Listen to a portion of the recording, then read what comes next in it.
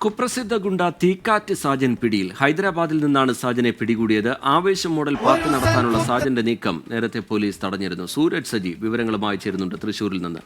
സൂരജ്, എങ്ങനെയാണ് ഇയാൾ പിടിയിലാകുന്നത്? അത് പോലീസ് വിശദീകരിക്കുന്നത് എങ്ങനെ? വിവരങ്ങൾ എന്താണ് സൂരജ്?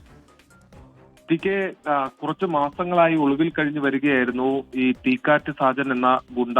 തുടർന്ന് പോലീസ് ഇപ്പോൾ ഈ സൈബർ സെല്ലുമായി കേന്ദ്രീകരിച്ചുകൊണ്ട് നടത്തിയ ഈ അന്വേഷണത്തിലാണ് ഇപ്പോൾ ഈ പ്രതിയെക്കുറിച്ച് വിവരം ലഭിക്കുന്നതും ഹൈദരാബാദിൽ നിന്ന് പ്രതി പിടിയിലാകുന്നതും. ഏതാനും മാസങ്ങൾക്ക് മുമ്പാണ് ഈ തീക്കാറ്റ് സാജന്റെ പിറന്നാളാഘോഷത്തിന്റെ ഭാഗമായി ആവേശം മോഡൽ പാർട്ടി ഈ തേക്കിൻകാട് മൈതാനിയിൽ സംഘടിപ്പിക്കാൻ ശ്രമിച്ചത്. ഈ വിവരം അറിഞ്ഞ പോലീസ് അവിടെ എത്തുകയും ഈ പിറന്നാൾ ആഘോഷത്തിൽ പങ്കെടുക്കാൻ എത്തിയവരെ അടക്കം കസ്റ്റഡിയിലെടുത്തു. പക്ഷെ അവരെല്ലാവരും പ്രായപൂർത്തിയാകാത്ത കുട്ടികളായിരുന്നു. അവരെ പോലീസ് വിട്ടയക്കുകയും ചെയ്തു. ഇതോടുകൂടി പാർട്ടി നടത്താൻ തീക്കാറ്റ് സാജന് ആയിരുന്നില്ല. പിന്നാലെ കമ്മീഷണർ ഓഫീസ് ബോംബ് വെച്ച് തകർക്കുമെന്ന് ഫോണിലൂടെ വിളിച്ച് സാജൻ ഭീഷണിപ്പെടുത്തി. അതോടൊപ്പം തന്നെ സമീപത്തെ പോലീസ് സ്റ്റേഷനുകളിലേക്കും വിളിച്ച് ഭീഷണിപ്പെടുത്തുന്ന ഒരു സാഹചര്യം ഉണ്ടായിരുന്നു.